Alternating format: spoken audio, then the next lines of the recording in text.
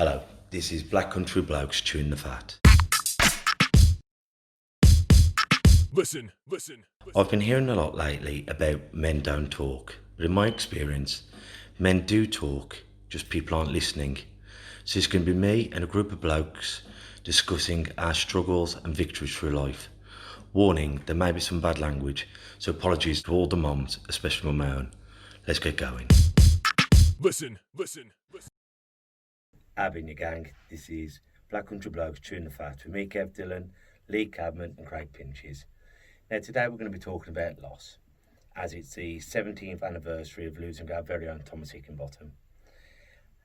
And to anyone who's been to Lions will know he's been our patron saint ever since. There's a memorial statue of him up in Briley Hill, where I know the family and friends still visit to this day.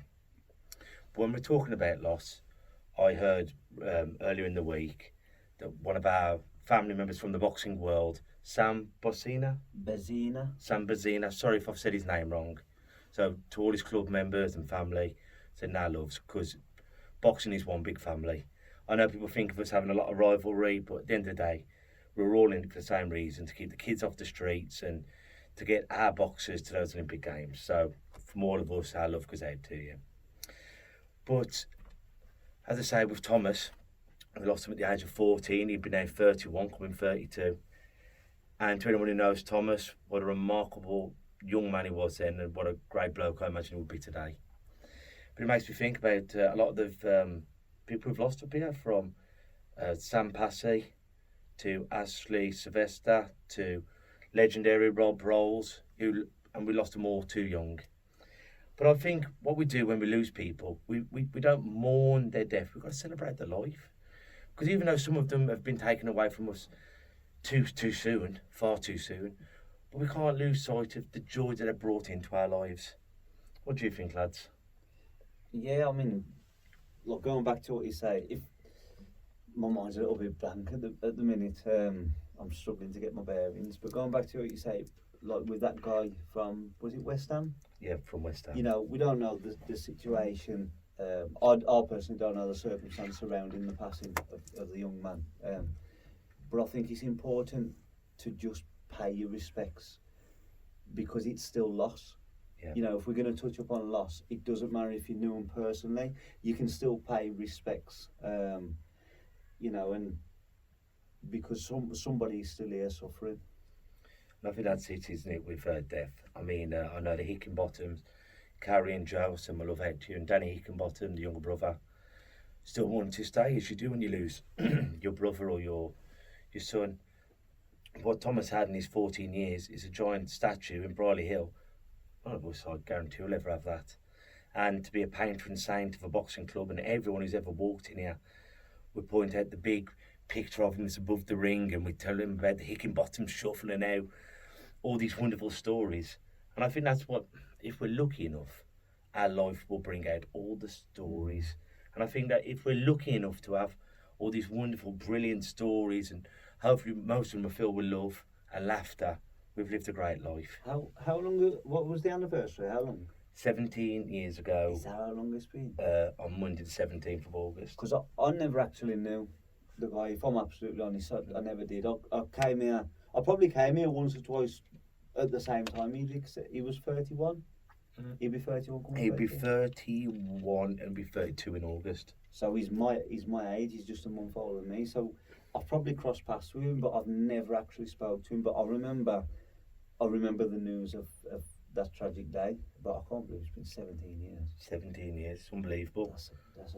That's like a crazy amount of time that's passed by. You know, with a blink of an eye, isn't it?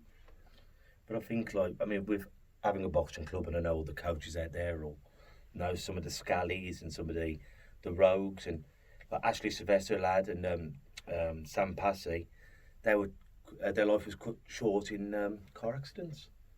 And you know, so that's like Thomas was pedalling his bike, went into the back of a parked car, went for doing it, cut his throat. To Rob Rolls, another one of the legends, who had a brain tumour at 21, and they give him 3 months to live, and he battled 10 years. You know, and it's so a lot of these things are just whatever your religious belief or whatever. And sometimes they're just shit. That happens. We never get used to loss, do we? No. You know, we each have a process. We have a grieving process, and it never ends. A grieving process never ends. You just learn to adapt to live with the situation you're in. But we never ever. I always say when someone passes away and they say, "No, I've got to try and keep it respectful," but I always say, death is the biggest part of life. Yet it's the one part we never ever get used to. You know, each passing of somebody that you love is just a complete different set of emotions. But imagine those people, some people in the professions when they have to get used to death. But it's just because that's like an in and out, out. You know, someone comes in, someone dies, and one of my good friends, Joanna Crump, used to work she's been on the Corona ward, but she used to be in an old people's home, and it was a weekly, then it's become a daily, and then for all this, like probably an hourly thing of just someone going. But I think it's a difference when it's your job to someone who you hold dear, you know, or you personally know them. Well, there's a way to do it. Is it compartmentalise? Is that a word? I'm not making that up. I know what I'm trying to say, like, so I'm struggling to articulate myself. But I knew a copper, and he once said to me that he'd spent the night. Basically, an accident happened, and a car had pinned I think it was a 6-year-old boy against the wall, and he had to hold that kid's hand, and sadly passed away, holding his hand. And I asked him, I said, how do you take that home with you and not take it home with you? And he said, you have to learn to deal with it and shut off, because if you take it back home with you, you know, and you think, wow, that like you say, within the professions undertake, or whatever it is, that takes some doing.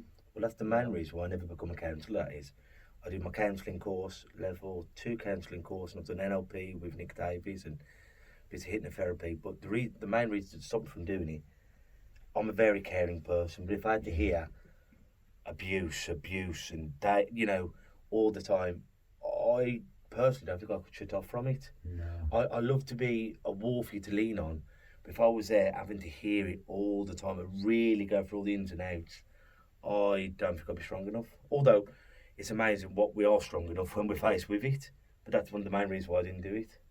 It makes a lot of sense. I mean, like you say, you take pride in knowing that you're there to help, but you would. I think you'd be resilient enough to cope with it, at least at face value. There in that situation, what it does to you after the fact. That's it. Once you leave the room, that's the thing. Lights come off and you're lying in bed on your own. You know, that's a different story. You know, but it takes a strong-willed person, like you say, social workers and that. It takes a strong-willed person and a great character, someone that really wants to help to have to listen and put themselves through that. What you just mentioned about that police, was it police? You said Yeah, it was police old. officer, yeah. I don't know whether that's an old way of dealing with things, to be quite honest. I was just thinking about it as you said it. I mean, that's the way he deals with them, that's great, but I think that might be an old past way. I'm just going to shut off and go back. Yeah. Is that really... That might... I mean, again, we always say find your own medicine. It might be his medicine, but my feeling is, shouldn't they have some kind of help talking about that? Because to me, shutting off and just walking through the door won't get rid of that. From my personal experience within... Especially having kids as well. That's what I mean. Yeah. I'm not sure. And again, that might just be... Actually, that is his medicine. He can just blank that out. But I know for me personally, I think I'd have done that previously, and that'd have caught up with me eventually. In fact, what you just said, like Ian Hines, who's come on before with mental health first, CIC, and he's done his counselling thing, but he says every time you do counselling after a certain amount of hours, then you have to go and see a counsellor for the reasons I was just saying. So you're not carrying the baggage. You have to download. But it's like, I regret, I'm sorry, I'm in 5 different conversations, but it's like what you said, like some people put their heads in the sand. Me, I go over, I'm like my dad, we go over and over and over in our heads, whereas my mum's like an ostrich. She just puts her head in the sand. If something's upsetting her, she chooses not to think about it. Yeah. And whether that's a healthy way, but it's her mechanism, her medicine to get through it. Yeah, that's what I was trying to say. Exactly that. It's some people will do that, and maybe that works for them. Maybe it's not working for them, but they're like what we used to be, where we couldn't talk about anything. So maybe actually it's not working, but they don't know any other way of dealing with it. They don't want to talk about it because it shows a weakness. Like I remember my granddad's funeral, I didn't cry at all through all of that. Didn't cry at all, and he's like my idol. I felt like he'd gone, and now I was the man in the house. So I couldn't show any weakness, and I know that caught up with me eventually. Caught up with my nan's funeral, to be fair, and I broke down then. I think it's mad, like when you mention funerals and that, and I'm not trying to be too morbid here, but the passing of two very special people a couple of years back within the family, husband and wife, been together many years, died within the same week of each other, and I managed to go and see him in the funeral home, and it broke me, absolutely broke me. Like I couldn't console myself. Yet a couple of hours later at the cemetery, in the actual funeral, I couldn't cry, and I didn't know whether I'd got it out my system or whether that was, you've got to show a sign of strength here, for the people that are directly affected, because they're basically, it's my partner's family, so it's not blood family to me, even though they felt like it after so many years. But I don't know if it was a show of strength or whether it was a coping mechanism. I don't know what it was, but I couldn't shed a tear. And for years, even years before, the last 3 years, my emotions started coming back for years and years. My partner thought I'd lost my heart because I couldn't cry. I couldn't get emotional, I couldn't do anything. Now I'll cry at Bambi, if the Sons of Anarchy when Opie died. Oh man! Not on Spoiler alert. Rest in peace. If you hated it yet, what you doing with your life? I've seen it 4 Sort times. yourself out. I haven't seen it. Oh God, I swear to you. But one of our first ever episodes, it's on our archives, it's on YouTube, and it's Should Men Cry? And we said that before, like we could be at a funeral, or my wife's left me, or my mum's died, or my daughter's sick, and people would say, oh, man up, pull yourself together. Yeah. Then we could all be there watching the Wolves or the Baggies, and they can go up to the next league or come down, and you'll see 20,000 men sobbing. So it's all right to cry then, and we said this on that original episode. It's okay to cry in times of happiness, but then we almost try and hold it together in times of sadness. And isn't it mad? And we said about the boxing when Osama won the ABAs, you're crying because you're that happy, but then the following year when he lost, then you feel like crying because you're so emotional, but you don't because it's bad sportsmanlike. Yeah. And that's just minor events, never mind loss and love and all this. And I think sometimes we're to go over what I was saying, we're allowed to cry when we're joyous and, these footballers who I've never met have done something that doesn't really affect me on the day-to-day. But then my wife's run off with the milkman, and I'm supposed to hold it together and keep my shit together.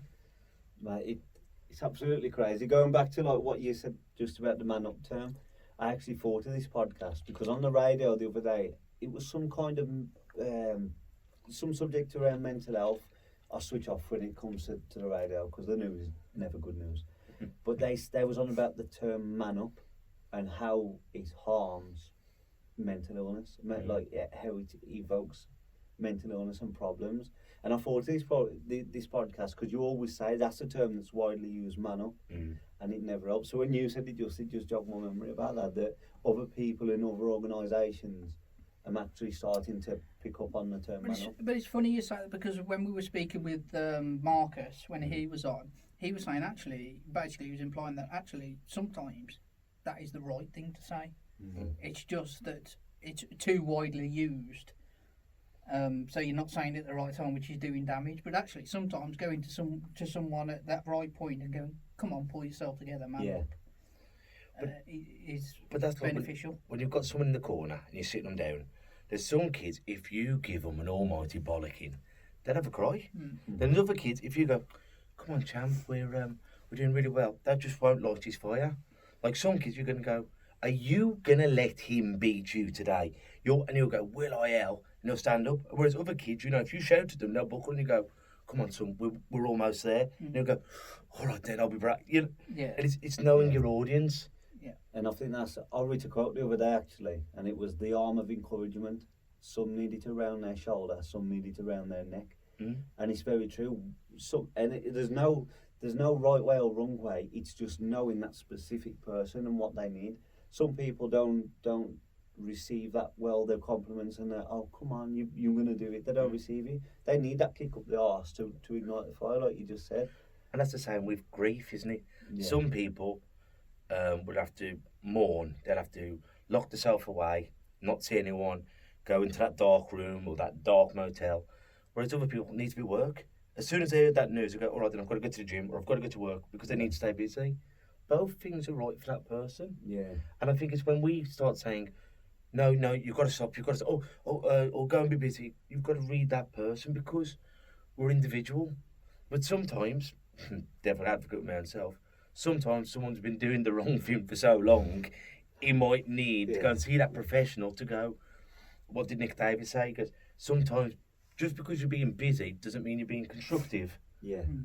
And I think sometimes we've got these ways, they might not necessarily be the right ways, but it's up to us as people to try and find out when it's not working. Like we've often talked about going up and locking ourselves away or hitting the bottle or doing these things.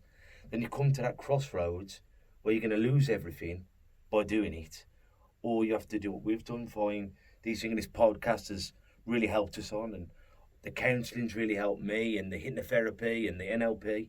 So sometimes we've got to find different ways of dealing with it, perhaps better. Yeah. You've just got to find your centre, and we so go, we go off on a tangent and life pulls you this direction, it pushes you that direction, life gets in the way of life, as they say. And if you don't find your centre or find a way to get you back to your centre, I think that's where the problems occur. And that's what I'll go through. It pulls me in, pulls me there, I end up stressing and losing my head and then disappearing for 3 months while I try and gather myself. And I don't know I'm missing for 3 months until I come out of that fog. And then I'm like, shit, it's been 3 months since I've played with the kids, or 3 months since I've written music, or anything. Do I disappear that long? But I don't have religion. I'm not a religious person. I'm spiritual. I'm a spiritual person. I'm a curious person, but I don't have a God or anything I can pray to. And I always say that I envy, to a point, religious people like that, because when the chips are down, they have faith. And I think that's got to be a beautiful thing, and that's how they find their centre. Maybe I need to find a faith. Maybe if it's just that belief in yourself, but the problem is when you're in the mist, in the dark room, it's hard to believe in yourself because you're the person you're battling with. The devil's got a louder voice in that situation. The poison and the antidote, like we did that short little cartoon. And we know we're at this table now, and the antidote's here, that phone call, that meditation, and the poison's here, the alcohol, the drugs, all the bad things for us. But isn't it funny? We often lean to that because we're already in a dark place anyway, and this has always kept me going. And that phone call's harder to make, isn't it? It is when you because if you're not the person who talks and shares your feelings anyway, that phone call's a million miles away, basically. And the thing that I hear so much of so many people from all different parts of my friends is, I didn't want to bother you. I didn't want to bother you. And I went, if I don't want to talk to you, I won't pick up the phone. So as long as I keep picking up the phone... Do you think it's really that they don't want to bother you, or that they're too ashamed to bother you? I don't think it's a shame. I think a lot of time it is. They lack that self-worth. I'm not important. And I've talked to some people, and once again, this isn't a blanket term, it's just some of the people I've talked to. They don't feel important enough to take up your time because they go, well, I know you're with Jasmine, or I know you're at the club. And they don't want to be an inconvenience because they haven't got that I'm important enough. Some people it's shame when it's coming across certain things, but I believe some people it's just I don't want to bother them because I'm not worth it. Well, that's it. And half the issue is that people are all different. If everyone was if it was shame with everyone, you could almost go, okay, well it's shame. I can have a process of dealing with that and helping. But it's shame with some, it's fear with other people. It can Self-worth, be. It can be. It's like a diet, isn't it? If there's one diet that made us all look like Quentin Hillocks, we'd all be on that diet, wouldn't we? But not even Quentin's on that diet, the bastard. but it's right, isn't it? And if the one shoe fit everyone, it'd be so easier. It'd be easier, definitely. I think no. I justify not calling anyone. I justify it to myself, and I say, they're only going to passively listen anyway. They're only going to, you know, I had it the other day. Somebody asked me, "Oh, how you going, Craig? What's happening?" And then before I could answer, they cut me off with a completely different subject, and I thought that's a very passive way of it. And I was feeling I was shit, to be honest. You know, I probably could have done with unloading 10 minutes worth of shit on them, you know, but they cut me straight off. And then I start to sense that that's an habitual pattern by the many people I come across, and then I justify it to myself. I think I need to speak to someone. No, they're going to passively listen. They're going to come up with an excuse. They're going to make it about them. Don't bother. Isn't it funny though? We already have the answer reloaded for that question as well, don't we? Exactly. That's your default. Oh, Yeah. I'm going to ask them for help. Yeah, No, because this is why. Well, no. So, how you doing? Yeah, I'm good. I'm fine. Whether you're not, or you know, there's very few people who would turn around and go, "Actually, I'm a bit shit at the moment." Do you think that's down to the term that, how's it going, mate, or like, that it's a pleasantry as opposed to a genuine it's a rhetorical concern? Yeah. One of my best friends in the world, Michelle Cooper, and I've told this story before. She lives in Holland now. She went to the gym, and she went past her and she went, "How you doing, man?" He goes, "Well, actually, I'm awful." And he sat and talked for 45 minutes, and she went, "We're in England, we just say that." And he went, and a fella said, "Well, you asked a question, he give you the answer. But in England, we just used to, I've been, yeah, I'm all right." It's a passing pleasantry. That's all it is. And I think if somebody was to say, someone said, "How you going?" and I unloaded all the shit, that you know their next thing's going to say, "Fuck me, sorry I asked." You know. I don't know. Would they? I don't know. I think it depends who it is, doesn't it? That's the I fear. know what you're saying. That's the fear we have, because if I tell him, what's he going to think of me? Whereas he might go, "You know what? Well done for saying it." The weird thing is, if someone did that now and I was, "Oh, how you doing?" Well, actually, I'm really shit. I'd probably get, what do I do now? You know, Exactly. where do I go? Because it's you mean it as a rhetorical question. You're already anticipating a generic response, Right. not an elaborated like, "Oh yeah, and I'm shooting the wife left, the cat's died." You know, you think, "Fucking hell," and I thought I had problems. And I think, like, going back to the person that's asking the question or that genuinely is concerned, instead of just saying, "Oh, come on, tell me what's up, tell me what's up," sometimes they might just need a, "Come on, fancy a kickabout," or "Come on, fancy a ride." You know yourself there's a problem there, and they're probably not going to divulge it to you. So you just distract them, or you at least take them out of that situation. It's them advanced techniques, I suppose, but I think just being a nice person goes a long way, doesn't it? But I think, like, once again, like, on to what we're saying, if you're walking for the supermarket and you go, "How are you?" and someone you don't know goes, "Well, actually, my dog's died, and I've got piles, and I've got a bit of antileaf," that's a shock. But if they're in your circle, being a work colleague, a gym colleague, an old pal, a partner, and they say, "Actually," that's a difference, isn't it? Yeah. Because It's an unusual response probably at that point as well. but that might be when the floodgates really do open. That is when it's got to open, because if they don't open, then they might be the next step of doing something they can't come back from. So if you don't like the response, that's up to you. But then maybe we've got to have the courage, because, like, it's best to lose a friend than to lose a friend, as Ian Hines and Matt from Mental Health First. It's best to lose a friend and they fall out with you than to lose a friend by them completing suicide. So if they do start talking about that, then ask the question, "Are you feeling well? Are you feeling suicidal?" And if it's out your comfort zone, there's many hotlines, as I'm sure at the bottom of this, as they always are. And it's the response of asking the question that is frightening. Because if you ask me, "Kev, you're not very well, he's suicidal," and I went, "Honestly, yeah," then you're thinking, what do I do with this information now? But that's when you've loyalty has got to go out the window of, "Am I going to hurt his feelings?" Then it's got to be, "I've got to look after you and your family. I've got to refer you. I've got to phone up because you're a danger to yourself." And even if you go to counselling, psychotherapy and all this, if you say you're going to hurt someone or take your own life, they will get you the necessary help. Yeah. I mean, it's always going to be a thin subject. And I think with mental health, and I don't want to speak out of turn when I say it and try and raise any disrespect, but I think it is used as a fad of late. Everyone, like we've said before, are you anxious or are you nervous? You know, and I think a lot of the time is because I see many people post, oh, I'm depressed, I'm on this, I'm on that, so here's a smile from me and this that, and the other. And what that does is, I'm not saying anyone's not genuine. I've got to really be careful what I'm saying here because you can never tell.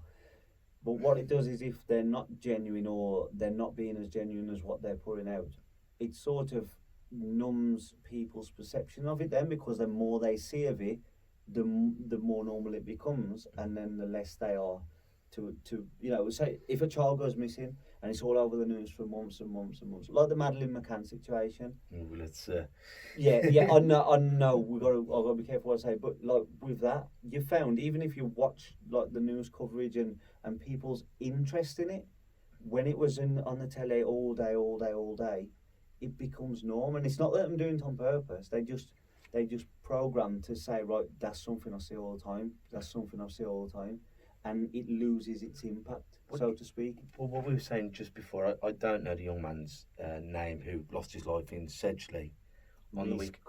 Reece Cox. So R.I.P. to anyone who knows him.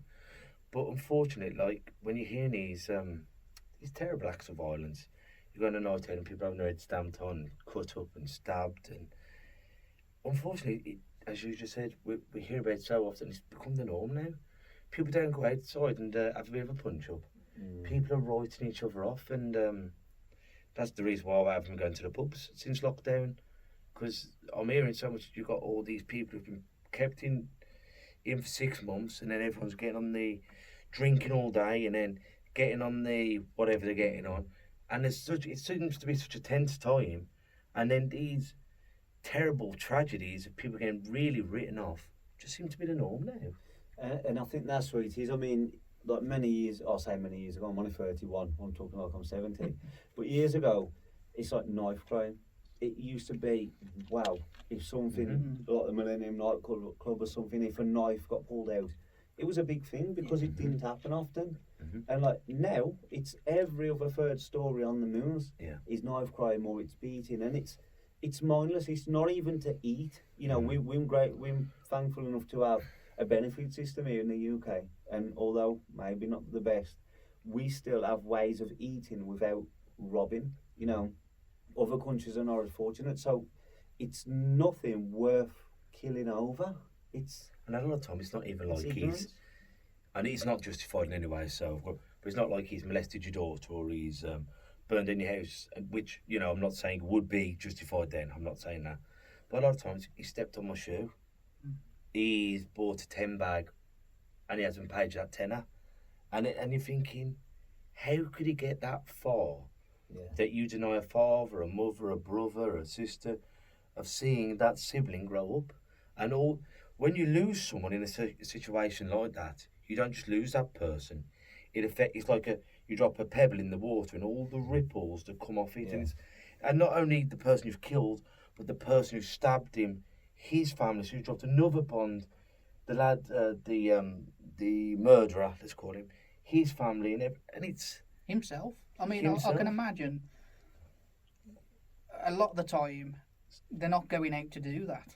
Or if they have, they've been misinformed. And just if you've trod on someone's shoe and it started a ruckus and someone's got killed in it, I can imagine at the point of him treading on your shoe and you arguing back, you weren't looking to kill that person. You might have been looking for a fight, but I can't imagine it. You were looking for that to end in death. Or that just naivety. I don't know. I think you don't know, do you? I suppose. And I think that's what it is. Like nobody knows, and especially like I've got a younger brother. You know, he's like 23, I think it is, and he's got not the mentality. I wouldn't say the mentality of these kids, but I can see in him, he hasn't got the old-fashioned mentality that I have, and that's obviously a generational difference. But I think if he's like it, and I see it in him, my own brother, you know, he got a temper on him, whatever. These other kids, it's like, I'll do this, I'll do that, I'll do it. But why? You know, and I was 18 and 20 and 21 once, and I was a bit of a dickhead, you know, how we all.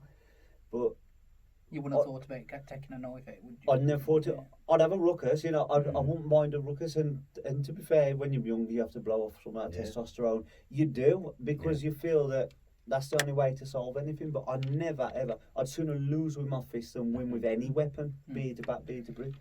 And now I'm 31 with 2 kids. Violence is It's the just not perfect. good, yeah. No, it don't interest me. Like you said before, Kev. Them that brag, oh, I knocked him about, oh, I did that. So you'd much rather listen to him say, oh, I helped my son ride his bike this weekend and this and the other. My missus pregnant. My lad's just got his Yeah. green belt at karate, and Jasmine's got a dance. And I go, oh, True good. achievements. Yeah, true achievements instead of smashed him up. And I'm thinking that don't approve Well, to me as a yeah, man. well, most of the time they're smashing up people that can already beat. So Yeah. you know, well, this is why I love boxing. The majority of the time, well, especially amateur, you're getting in a ring and it's going to be a 50-50 fight. You know, you're going in there to test your skill against someone else. You're not going in there to beat someone up. No. I think that's where you've hit the nail on the head when you say skill. And and it's an art form. You know, it is a skill and it is an art form and it is a discipline and a dedication. Whereas these guys, these youth, it's not all just the youth, but a lot of these youth today, they've got that pack mentality where they think we're just going to savage anything and anyone that stands in our path. But on the same note, that's been happening for years. You look at the football hooligan gang. I mean, that's been going around years, and that is exactly the same mentality, isn't it? It is, but I But think that's a sport, believe it or not. That's what they'd consider it. They go out for the sport of it. It's not mindless. It's one team against the other. It's still not, mindless. But, I know. why are you carrying knives and slashing people? If you want to go out there and if two rival football teams want to go out there and fight and have a fit, I've got no problem bringing knives to it.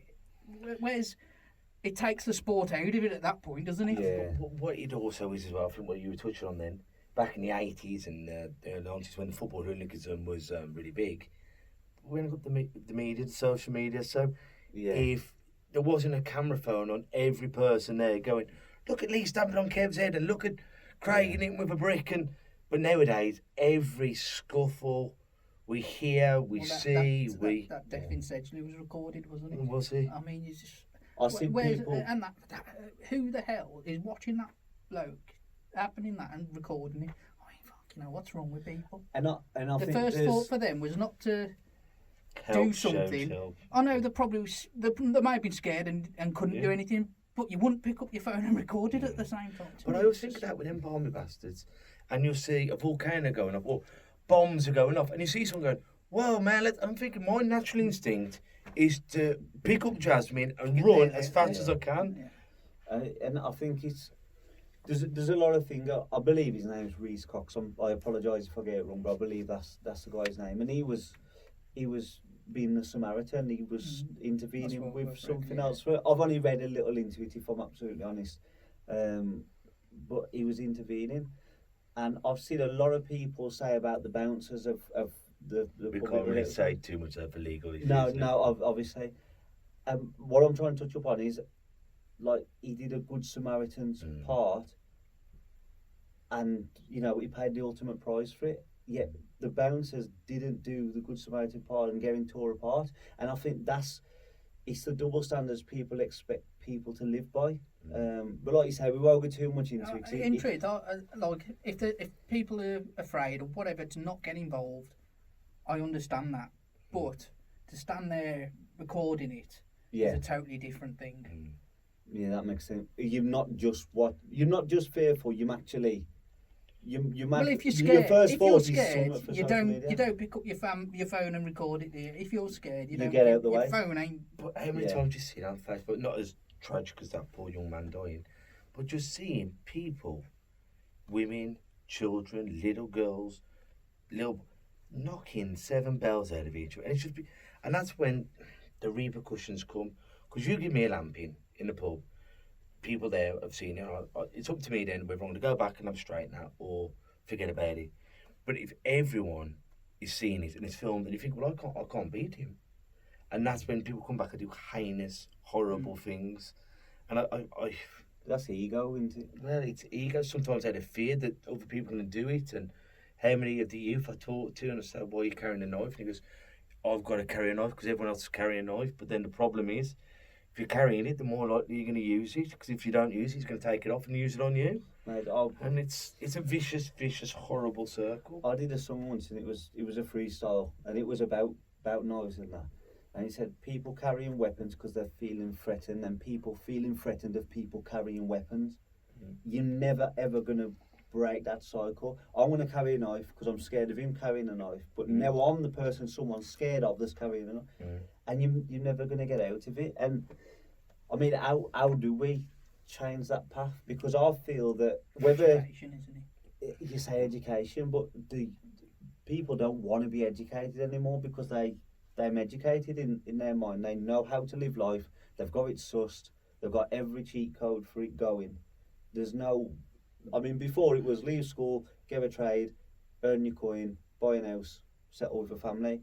Now it's how can I cheat a system or a person or a situation to jump a couple of spaces? It's like snakes and ladders. They don't see. Sometimes you get a ladder. More often than not in that life, you're gonna get the snake.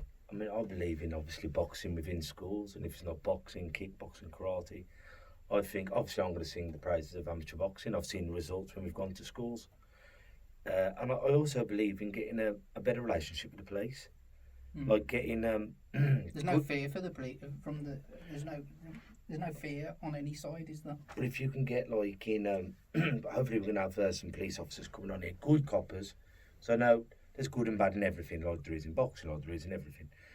But I think if we can get good coppers talking to people in safe environments like boxing clubs, like in karate, MMA clubs, going, where knows the baddies? Because they might be the one who remembers you as being, Officer Dylan, I've messed up. And he can say, well, look here, I know you're a good kid, I'm going to help you get out of it, necessarily. And then he can be saying, does that make sense? Yeah. Get people to know the police so they know if you have just done a stupid thing, or hopefully he can educate you so we don't just think of every copper as being the violent. And I think that's, I mean, growing up on a council estate, you always grow up to know that the police, I'll call them politely, they were known differently when I was growing up. They're scum. They're the enemy, aren't they, basically? They are, and we feel we're the enemy, so we are enemies. And I think that's been through generations. Yeah. But if you do learn to work with these professional bodies, you know, you do get some of them that abuse power. Of course. That's like in absolutely everything. You've always got a person that's going to abuse the situation, the position of power. But I think if, like you say, you do start to break barriers down and say, right, how do we make this work? And he's going back to, I know it's a program, but Sons of Anarchy, where he managed, Hunter managed to work with the club. He said he was never on anybody's payroll, but he found a way to make it work. There's compromise on both parts that can be made. But I've talked to good coppers and they've like caught a kid with a spliff. And instead of like doing it, it's just nobody else and I look the other way. Or it's like you've been caught with your Frosty Jacks or whatever, and they go, look, I've seen you, don't do it. But of course, no trouble, but then because the red tape brigade comes in and says, well, actually, I saw you letting Darren get away with having a spliff. So, so that's why every crime has got to be reported. You're thinking, that's a nothing. Just let him know. Next time, Kev, I'm going to tell your mum. I know where she lives. And next time, I'm going to... And most of the times when I was a kid... The problem is the fear isn't there. It's not there no more, yeah. The respect isn't there. Like Craig was saying earlier, there used to be enemies with the police. That was the way you was brought up. Each were enemy. But if a copper come and told you to do something, guess what? You'd have done it. Oh, mate, I remember I must have been about 12, 13, and I remember a police officer walking. I lived on the Wallers, walking down our street past my mum and dad's house.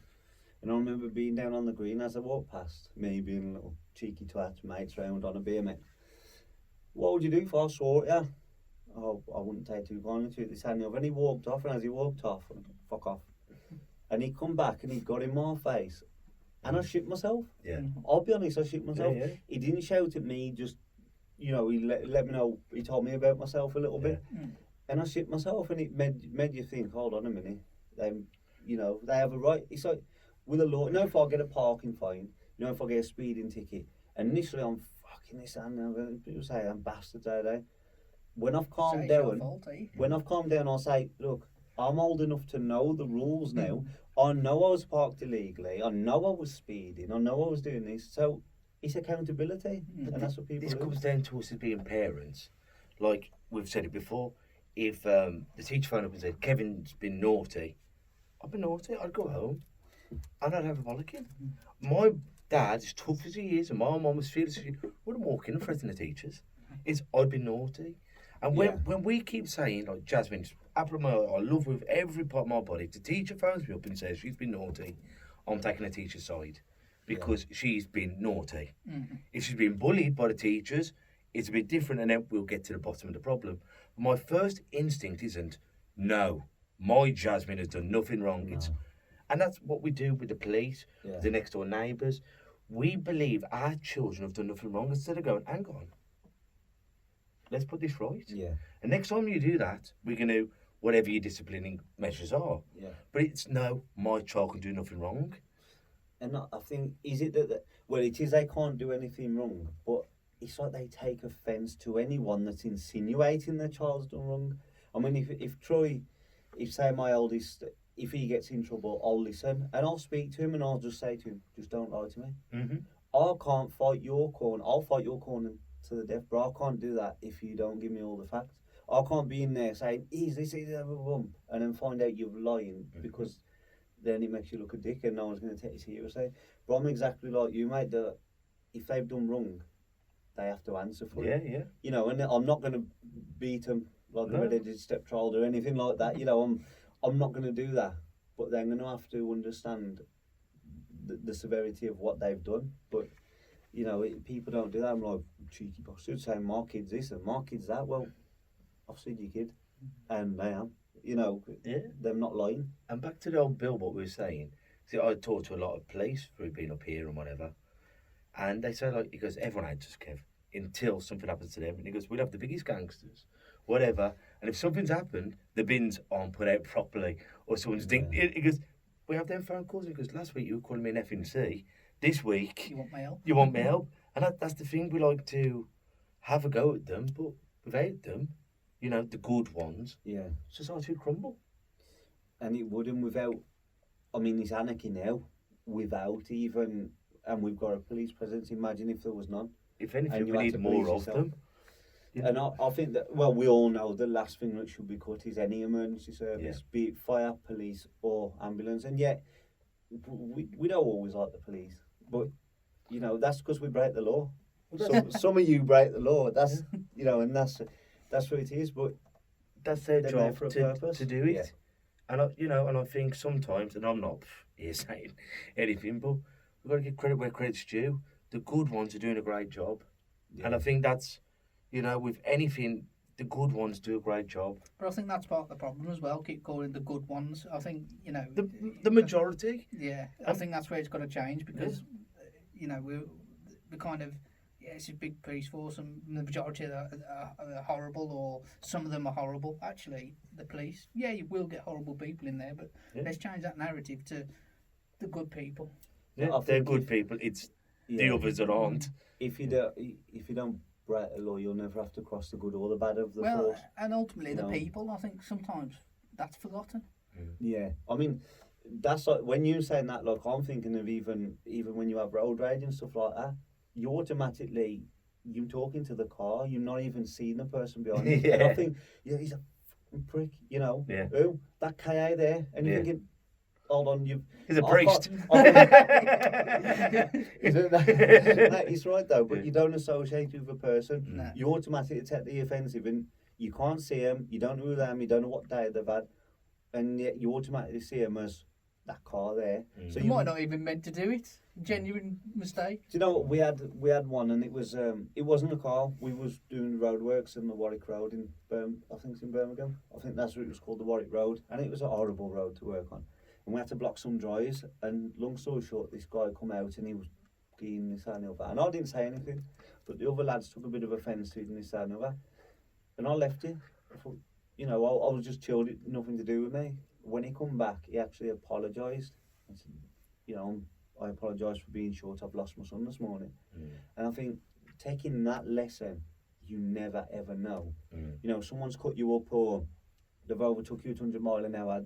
The missus might have just gone in hospital, or the baby might have had a fall, and it's that taking a second I'm a fucking hypocrite, I am. But it's that taking Yeah. a second to think and say, you know what, I don't know the story. There might be a reason. Them in front of me, I let them on the way. Well, I mean, I'll get pissed. It's In what you truth, said. I've found as I got older though, it didn't bother me. Like, no. I don't get road rage. And I did when I was younger, but now it's just not worth my time. What does it achieve me getting angry at another car that's going in front? What's it might as well. Do you know what it is with me? It's. I always wanted. I used to when people done me wrong, I'd turn around and follow them when I was younger, and I'd follow them into the street. I was never that bad. Mummy should be in the passenger seat. Fucking waste of petrol, that is, mate. No, I've done it and I've pulled up. It was going around the waterfront, this one was, and I was doing the speed limit and he was up my arse in the focus. And as he overtook me, he gave me, the polish it sign. And as I walked We're past, adults, mate, you can say. yeah, call me a wanker basically. and I followed him to where he went. And all I wanted was for him to understand that he was in the wrong and to apologise. And he did, and I stopped doing all that because I'm fucking savage now, the people. I don't follow anyone anymore. But I said to Kate, because Kate does that sometimes, and she'll have bad road rage, not very often. But when Kate, our life could change Yeah. dramatically by this. Because I'm there in my little world, you see, he gets out the car, I'm going to protect you. And then our life can change. Yeah.